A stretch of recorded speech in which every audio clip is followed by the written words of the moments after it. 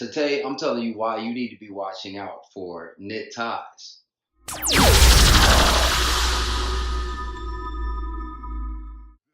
What's up, all you good fellow fly guys? You know who it is, the Cat in the Hatch, resident fly guy, your chief architect, Michael Andrew of StarArchitects.com, here to help you redesign your frame of mind when it comes to this lifestyle thing. And today, we're going to be talking all about why you need to be watching out for knit ties. Now, this is not a brand and this is not a fashion trend, but it's still something that I think you should keep your eye on in the tie space. So by the end of this video, you'll understand what you should be looking for as far as the types of knit ties that you're looking for, how to potentially tie those tie knots with knit ties, and what you can expect when you are wearing them, what they express and how they help you express yourself better. But before we get started, if this is your first time here, welcome. This is a great time for you to be here, especially since we're moving into that spring, summer type of environment. We're going to start talking about all these different textures and colors that are going to come. Knit ties are a great way to add some texture, add some color, and some potential patterns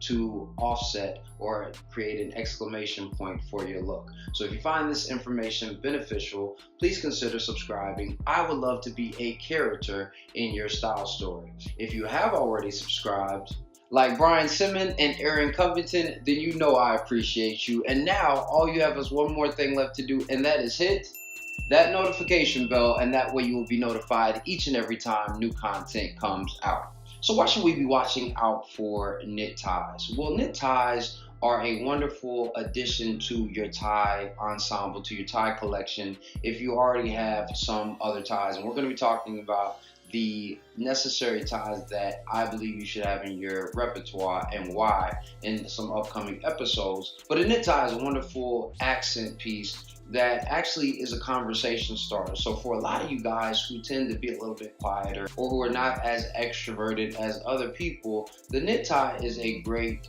conversation starter for you. It is something that's going to draw people in and ask, at the very least, where did you get that? Or I like the way that that ensemble goes together. So it's important to understand before you go out and make a purchase for a tie that they have two different types of ties. You have soft ties and then you have crunchy ties, or the cry of the silk, which is why the crunchy ties are called cri de la soie.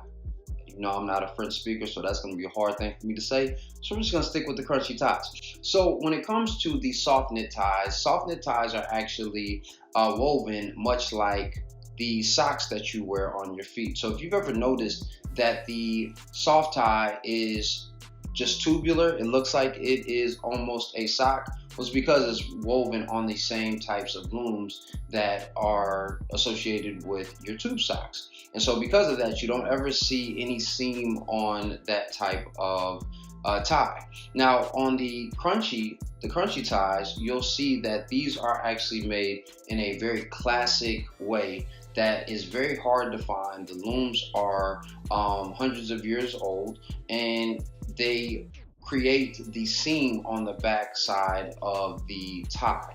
So because of that, you're going to have two very different experiences and two very different types of knots, even when you're making these types of ties. Now again, the crunchy, silk tie is probably going to be a little bit more for live men than it is going to be for freshmen, because you're going to pay a little bit more for, not a little bit more, you're going to pay a lot more when it comes to those different types of ties. But if you are a tie enthusiast, then it's well worth the investment. So let's talk a little bit about how you construct the soft or the crunchy tie into your wardrobe. When it comes to the soft knit tie, these are the ones that are going to be made out of silk, but you also see some in the fall and winter that are made out of cashmere or wool.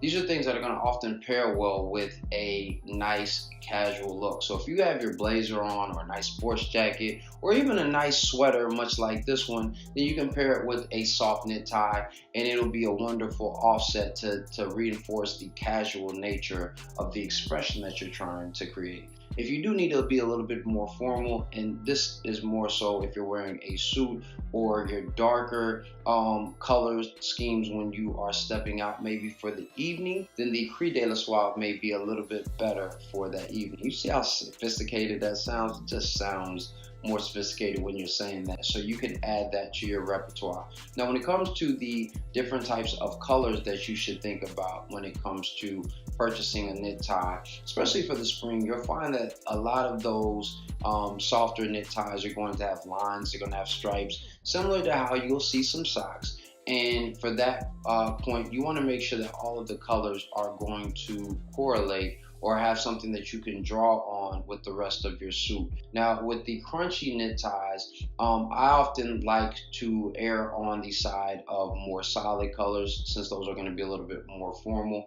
Now, as far as the fabrication that you're going to use when it comes to these different knit ties, when it comes to the softer knit ties, you're either going to find the wool and cashmere for the fall and winter, and then you will find maybe a silk or a cotton knit tie for the spring and the summer.